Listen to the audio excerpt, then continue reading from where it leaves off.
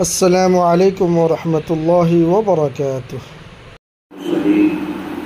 وعلى آله وصحبه أجمعين، أما بعد، فأعوذ بالله من الشيطان الرجيم، بسم الله الرحمن الرحيم، أذن للذين يقاتلون بأنهم ظلموا وإن الله على نصرهم لقدير، صدق الله مولانا العظيم۔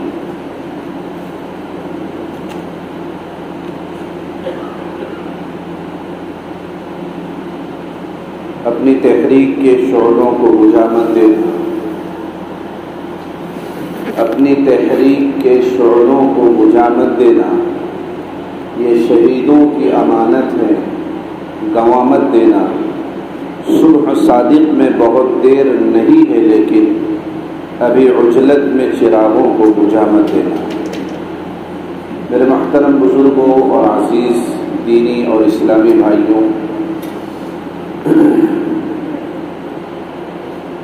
ہمارے ملک کو انگریزوں کی غلامی سے آزاد ہوئے 78 سال کا عرصہ گزر چکا ہے، اور ابھی حال ہی میں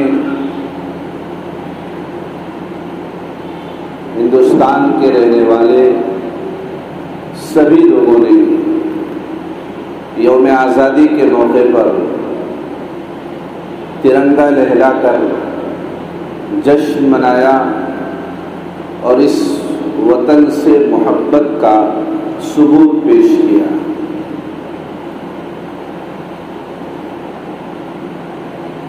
ہمارا ملک جو انگریزوں کی غلامی سے آزاد ہوا ہے، اس آزادی میں بڑے حالات اور بڑا کٹھن دور گزرا ہے۔ بڑی سخت تکالیف، پریشانیاں، دقتیں اٹھانی پڑی ہے، جب جا کر ہمارا یہ دیش انگریزوں کی غلامی سے آزاد ہوا ہے۔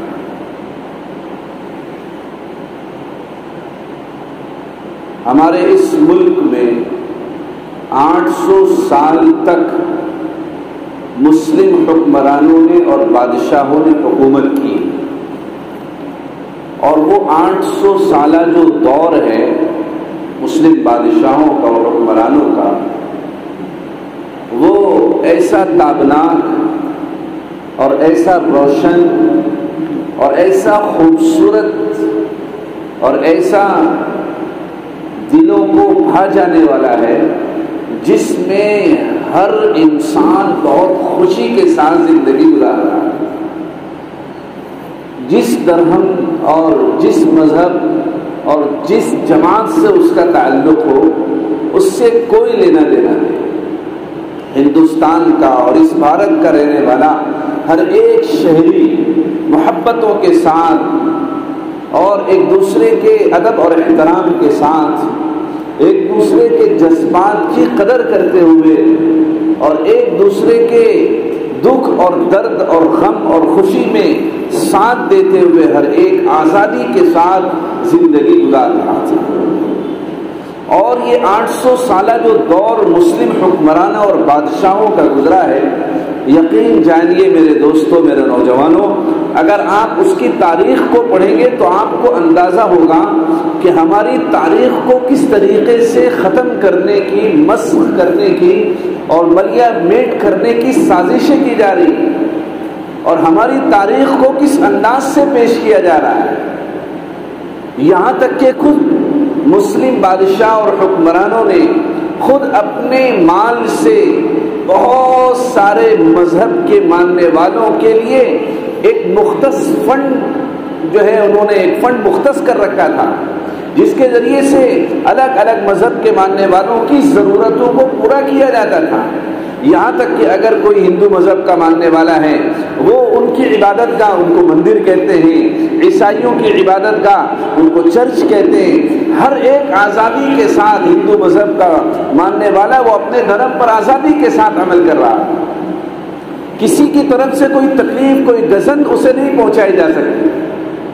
اتنے اطمینان، محبت، امن، سکون کے ساتھ 800 سال کا یہ دور گزرا ہے. اور اگر اس محبت کو، اس خوبصورتی کو اور اس کی عظمت اور بلندی کو اور اس کی چکا چوند جو ہے اس کے ماضی کو اگر آپ کو دیکھنا ہے تو آج بھی ہندوستان کی بہت ساری چیزیں اور بہت سارے جو ہے تعمیرات آپ کو اس کی خوبصورتی کی اور اس کی محبت کی داستان سنائیں گی. یہ تاج محل یہ کس کی وراثت ہے؟ اس کی خوبصورتی کس کی بنائی ہوئی ہے؟ اس کا تعمیر کیا ہوا اتنا زبردست عالی شان یہ عمارت کس کا تعمیر کیا ہوا ہے؟ تاج محل کی خوبصورتی یہ ہماری جو ہے ہماری تاریخ کا ایک روشن باب ہے. دلی کا لال قلعہ یہ ہماری تاریخ کا ایک روشن باب ہے. قطب مینار کی عظمت اور بلندی یہ ہماری تاریخ کا ایک روشن باب ہے. ایسی سینکڑوں عمارتیں اور آثار قدیمہ کی سینکڑوں جو ہے ایسی چیزیں ہیں جس سے ہماری تاریخیں وابستہ ہے، ہماری یادیں وابستہ ہے. لیکن بڑا افسوس ہوتا ہے کہ ملک میں ان یادگاروں کو ختم کرنے کی ایک سوچی سمجھی سازشیں رچی جا رہی ہیں، اس پر جو ہے عمل کیا جا رہا ہے. دھیرے دھیرے دھیرے کر کے یا تو ناموں کو تبدیل کیا جا رہا ہے یا پھر ان کو جڑوں سے اکھاڑ کر راتوں کی تاریکیوں میں اور صبح کے پھپولے کے اندر اس کو اٹھا کر بلیا میٹ کر دیا جاتا ہے. اور پھر جب لوگ وہاں پہنچتے ہیں تو پتہ چلتا ہے کہ یہاں تو کچھ تھا ہی نہیں.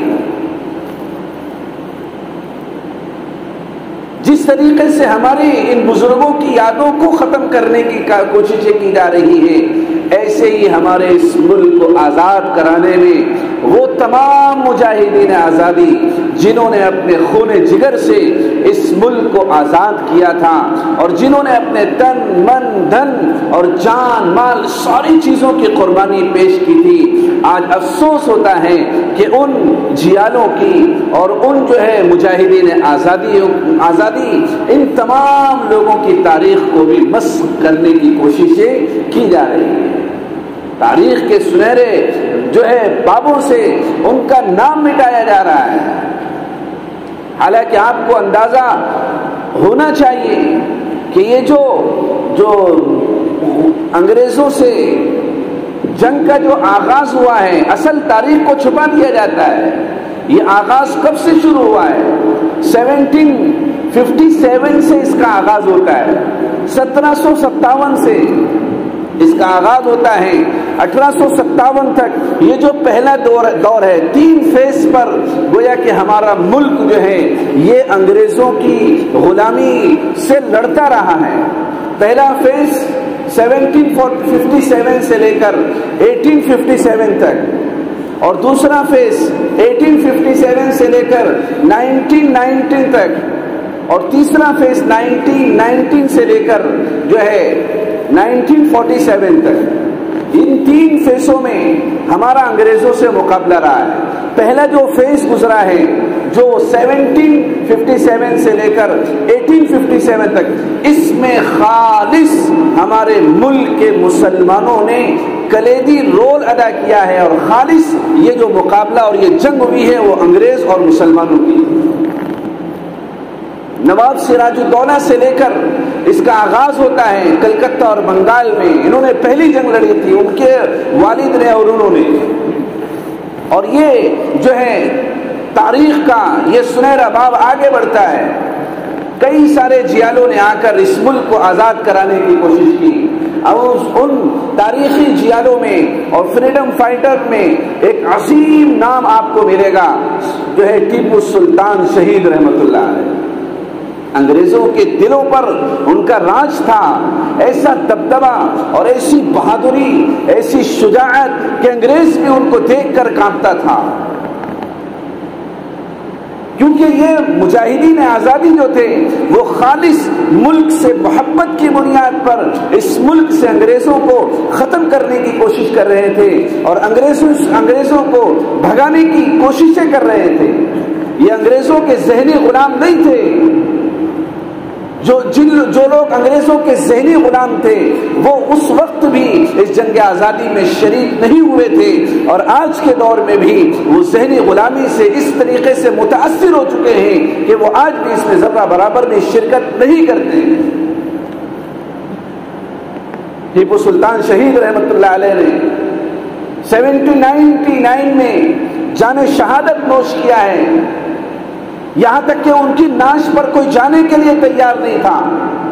بڑی مشکل سے ہانپتے کانپتے انگریز ان کی نعش کے پاس پہنچے ہیں اور پھر ان کی نعش کے اوپر پیر رکھ کر کہا کہ ہندوستان آج سے ہمارا ہے۔ ورنہ ان کو دیکھ کر لوگ کانپتے تھے، ایسی شجاعت اور ایسی بہادری ان کے اندر تھی۔ ان کا ایک جملہ ہر انگریز کے کانوں کے اوپر جو ہے سانپ کے زہر کی طرح ڈستا تھا۔ انہوں نے کہا تھا کہ گیدڑ کی 100 سالہ زندگی سے شیر کی 1 دن کی زندگی بہتر ہے۔ انگریزوں کے تلوے نہیں چاٹے، انگریزوں کی غلامی کو پسند نہیں کیا، اور سینہ سپر ہو کر انگریزوں سے مقابلہ کرتے رہے، یہاں تک کہ اس ملک کی خاطر اپنی جان اور مال اور تن من دھن کے ساتھ جام شہادت نوش کیا ہے۔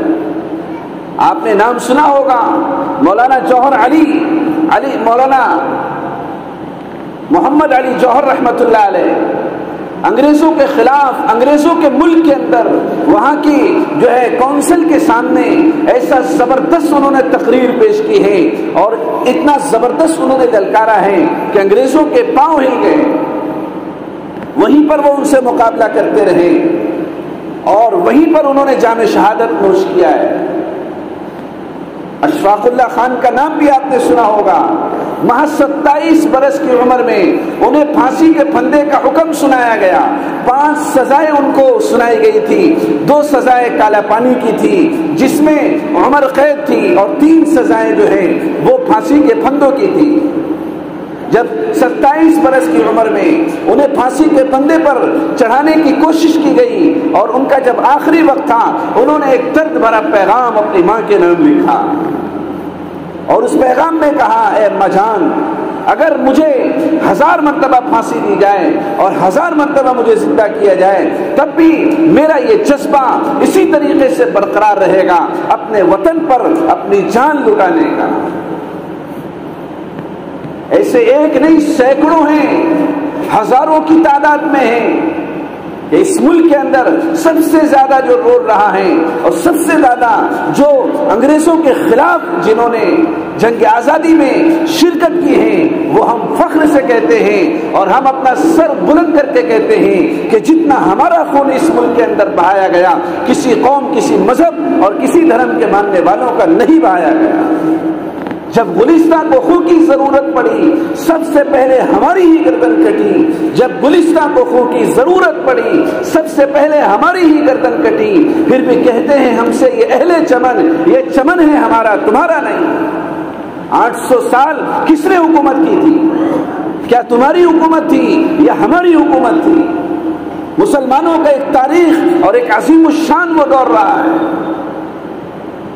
آج اس ملک کے اندر جو تم آزادی کی سانس لے رہے ہو یہ انہی مسلمانوں کی قربانیوں کا نتیجہ ہے۔ اگر مسلمان قربانیاں نہ دیتے تو آج جس طریقے سے تم نے اس وقت انگریزوں کے تلوے چاٹے تھے آج بھی تم ان کے تلوے چاٹتے، اور آج بھی تم ان کے جو ہے جس طریقے سے ذہنی غلام بن چکے تھے ایسے جسمانی غلام تمہیں آج بھی بنا دیا جاتا۔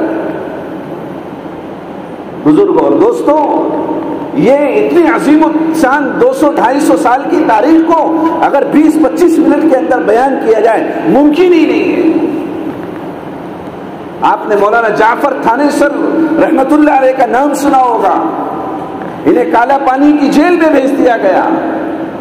18 سال تک یہ انڈومان نکوبار کے اندر جو جیل ہیں وہاں پر 18 سال تک اتنی قید बामुशक्कत की उन्होंने जिंदगी गुजारी है। आप उनके हालात को पढ़िए तो आपको अंदाजा होगा।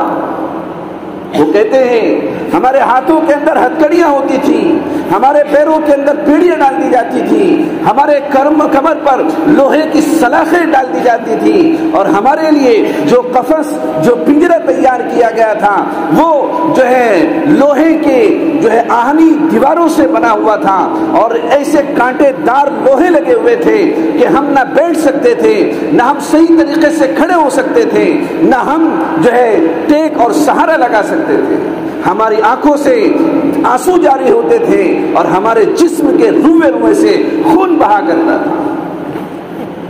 बहुत आसानी के साथ हम तिरंगा लहरा देते हैं, बहुत आसानी के साथ हम खुशी मना लेते हैं, लेकिन बुजुर्ग और दोस्तों, जिन मुजाहिदीन आज़ादी ने इस मुल्क को आज़ाद कराने में अपना सब कुछ कुर्बान किया है, आज उन्हीं मुजाहिदीन आज़ादी के मानने वालों के साथ इतना जुल्म क्यों हो रहा है, इतना तशद्दुद उनके साथ क्यों हो रहा है। दिल्ली का इंडिया गेट आपको बताएगा 95,000 वहां पर फ्रीडम फाइटर के नाम लिखे हुए हैं, 61,000 सिर्फ मुसलमानों के नाम है। बुजुर्ग और दोस्तों, एक लंबी फहरिस्त है। शेखुल हिंद रहमतुल्लाह अलैह, हजरत मौलाना शाह वलीउल्लाह जो है मुहद्दिस देहलवी रहमतुल्लाह अलैह, हजरत शाह अब्दुल अजीज मुहद्दिस देहलवी रहमतुल्लाह अलैह, हजरत शाह इसहाक रहमतुल्लाह अलैह, मौलाना अबुल कलाम आजाद रहमतुल्लाह अलैह, मौलाना उबैदुल्लाह सिंधी रहमतुल्लाह अलैह, मौलाना मोहम्मद अली जौहर रहमतुल्लाह अलैह, खान अब्दुल गफ्फार रहमतुल्लाह अलैह, ऐसे सैकड़ों नामों की फहरिस्त आपको मिल जाएगी। इन तमाम लोगों ने मेहनत, शफाकशी और सब कुछ कुर्बान करते हुए इस मुल्क को अंग्रेजों की गुलामी से आजाद कराया था। लेकिन बुजुर्गों और दोस्तों, हर साल इस मुल्क के अंदर आज़ादी का जश्न मनाया जाता है, लेकिन हम मुसलमानों को खास तौर पर हर साल जो है जो आज़ादी मिलनी चाहिए वो आज़ादी और ज्यादा हमसे छीनी जा रही है। इसलिए किसी ने कहा था, अभी तक पांव में लिपटी है जंजीरें गुलामी की, अभी तक पांव में लिपटी है जंजीरें गुलामी की, दिन आ जाता है आज़ादी का पर आज़ादी नहीं। क्या हो रहा है? यानी जिन बुजुर्गों ने, जिन पुरखों ने, जिन सुरमाओं ने इस मुल्क को आज़ाद किया, उन्हीं की तारीख को आप मिटा रहे हैं। उन्हीं के बनाए हुए लाल किले पर खड़े होकर आप झंडा लहराते हैं, तिरंगा लहराते हैं, और उन्हीं के मानने वालों को और उन्हीं के खिलाफ साजिशें रच रहे हैं। इस्लामोफोबिया और इस्लाम के खिलाफ एक ऐसी ज़हनियत बर्पा की जा रही है। आज हमारी आलीशान मस्जिदों को और हमारे आलीशान मदरसों को, हमारे आलीशान मुसाफिर खानों को और हमारे आलीशान सराय को और हमारे आलीशान हमारे बुजुर्गों के दिए हुए इस अजीम शान तारीखी चीजों को आज मिटाने पर हमारी हुकूमतें तुली हुई है, और ऐसे कानून पार्लियामेंट से पास कराए जा रहे हैं ताकि हमसे हमारा मुकम्मल हक छीन लिया जाए, हमें जर्रा बराबर की आजादी न दी जाए, हमें दूसरे दर्जे का शहरी बनाने की इस मुल्क के अंदर साजिशें और कोशिशें की जा रही हैं। बुजुर्गों और दोस्तों, कौम जो मंजिल पर पहुंचती है और कौम जो कामयाबी तक पहुंचती है, उसके लिए कुर्बानियां, उसके लिए मेहनतें, उसके लिए दिक्कतें, उसके लिए मुश्किलात के दौर को और उसके लिए सब्र को पीना पड़ता है और कुर्बानियां देनी पड़ती हैं। अपने बुजुर्गों की तहरीकात को जो है फैलाना पड़ता है, तब जाकर जो है कोई भी कामयाबी हाथ लगती है।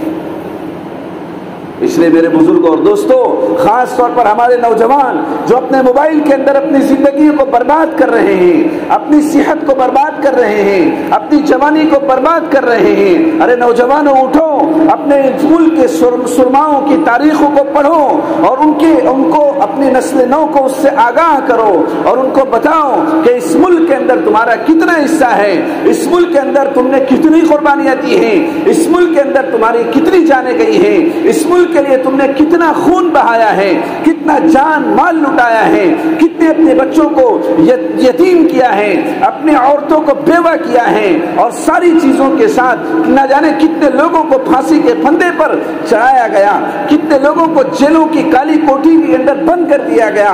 اتنی ساری مشقتیں، اتنی ساری تکلیفیں کس نے اٹھائی ہیں؟ یہ تمہارے آباء و اجداد نے اٹھائی ہیں، یہ تمہارے سرماؤں نے اٹھائی ہیں۔ کیا ہماری ان تاریخوں کو ہم اپنی آنکھوں سے اس طریقے سے ملیا میٹ ہوتا ہوا دیکھ سکتے ہیں؟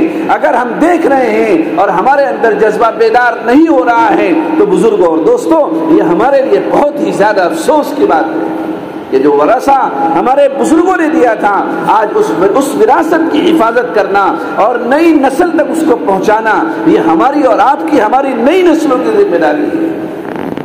یہ ملک کبھی بھی نفرت سے نہیں چلا ہے، یہ ملک ہمیشہ اتحاد سے چلا ہے، اتفاق سے چلا ہے، محبتوں سے چلا ہے، گنگا جمنا تہذیب اور کلچر سے چلا ہے، ایک دوسرے کے ساتھ محبت اور ایک دوسرے کے ساتھ احترام کے جذبے کے ساتھ چلا ہے۔ ہمیں اس محبت کے دیے کو پھر سے جلانا ہوگا۔ آپ کو یاد ہوگا کہ ایک زمانے میں ایک ہی درخت کے نیچے ایک ہندو بھی بیٹھا ہوا ہے، ایک مسلم بھی بیٹھا ہوا ہے، ایک عیسائی بھی بیٹھا ہوا ہے، اور ایک جو ہے جین مذہب کا ماننے والا بھی بیٹھا ہوا ہے۔ ایک ہی تھالی میں کھاتے تھے، ایک ہی ساتھ رہتے تھے، ایک ہی ساتھ پڑھتے تھے، ایک دوسرے کی جو ہے تہواروں کے اندر شریک ہوا کرتے تھے۔ کسی کو کوئی گلہ نہیں تھا، کسی کو کوئی شکوہ نہیں تھا، سب کچھ ٹھیک ٹھاک چل رہا تھا۔ لیکن کچھ فرقہ پرست طاقتیں آج ایک ساتھ جو ہے رہنا اور ایک ساتھ دیکھنا انہیں گوارا نہیں ہے، اس لیے وہ نفرت کی آگ بھڑکا رہے ہیں۔ کتنے تشدد کے واقعات، کتنے لیچنگ کے واقعات، اور کتنے جو ہے ظلم اور ناانصافی کے واقعات، کتنی عصمت دری کے واقعات ہمارے ملک کے اندر روزانہ سینکڑوں کی تعداد میں پیش آ رہے ہیں۔ ہم اور آپ اور اس ملک کا چپا چپا اس کا گواہ ہے۔ تاریخ کو بدلنے کے لیے ہمیشہ نوجوانوں کا ایک اہم رول رہا ہے، تحریکات کو آگے بڑھانے میں ہمیشہ نوجوانوں کا اہم رول رہا ہے۔ حضور نے فرمایا بزدلی ایمان والوں کا حصہ ہی نہیں ہے۔ ہم تو وہ شجاعت، ہم تو خالد بن ولید رضی اللہ عنہ کی اولاد میں سے ہیں جنہیں سیف من سیوف اللہ کا لقب دیا گیا ہے۔ بزرگ اور دوستو، ہم اتنی بزدلی کے ساتھ اور ہم اتنی کہ ہماری شریعت میں مداخلت کی جائے، ہمارے اسلام اور دین میں مداخلت کی جائے، ہمیں یہ برداشت نہیں ہے۔ ہمارے جان مال کو لوٹ لیا جائے، ہم جو ہے اس کو برداشت کر لیں گے۔ ہمارے جو ہے اور کسی چیز پر ڈاکہ ڈال دیا جائے، ہم اس کو برداشت کر لیں گے۔ لیکن ایک مسلمان جس کو اس کے رب نے یہ پیغام دیا ہے، یا ایھا الذین آمنوا ادخلوا فی السلم کافہ، یا ایھا الذین آمنوا اتقوا اللہ حق تقاتہ ولا تموتن الا وانتم مسلمون، خبردار تمہاری زندگی بھی اسلام کے مطابق گزرنی چاہیے، تمہاری موت بھی اسلام پر آنی چاہیے۔ کیا مسلمان اس کو گوارا کر سکتا ہے کہ اس کی شریعت پر ڈاکہ ڈالا جا رہا ہے اور مسلمان بے خبر ہو کر سو رہا ہے، مسجدوں سے دور ہے، دین سے دور ہے، نمازوں سے دور ہے، اسلامی احکامات سے دور ہے، دین اور دین کی تمام چیزوں سے دور ہے؟ بزرگوں اور دوستو، یہ ہمارے زوال کی علامت ہے، یہ ہمارے لیے خطرے کی بات ہے۔ اس لیے ہمیں اٹھنا ہوگا اور اس ملک کی تاریخ کو بدلنا ہوگا، اور ہمیں انصاف کے لیے، ہمیں جو ہے اپنے حقوق کو تمام انسانیت تک پہنچانے کے لیے، محبتوں کا پیغام عام کرنے کے لیے ہم سب کو کھڑا ہونا ہوگا، اور ہم سب کو ایک ساتھ مل کر اس ملک کے اندر جتنے بھی جو ہے رہنے والے ہیں، جس مذہب اور دھرم سے ان کا تعلق ہے، ان کے کاندھے سے کاندھا ملا کر شانہ بشانہ کھڑا ہو کر ہمیں اس ملک کو جو ہے غلامی سے آزاد کرانا ہوگا، ظلم اور تشدد اور نفرت کی آگ سے آزاد کرانا ہوگا۔ اللہ تبارک و تعالیٰ سے دعا ہے کہ اللہ تبارک و تعالیٰ ہم تمام کو جو ہے ملک کی کے اندر جو ظلم اور تشدد ہو رہا ہے، ہم تمام کو مل کر اس کے خاتمے کے لیے اللہ تعالیٰ ہم تمام کو توفیق عطا فرمائیں، اور اللہ تبارک و تعالیٰ ہمارے اس ملک کی دشمنوں سے اور نفرت کی آگ سے اللہ تعالیٰ پوری حفاظت فرمائے۔ آخر میں یہ شعر کہہ کر اپنی بات ختم کرتا ہوں۔ یہ نفرت بری ہے نہ پالو اسے، دلوں میں خلش ہے نکالو اسے، نہ تیرا نہ میرا نہ اس کا نہ اس کا، یہ سب کا وطن ہے بچا لو اسے۔ وآخر دعوانا الحمدللہ رب العالمین۔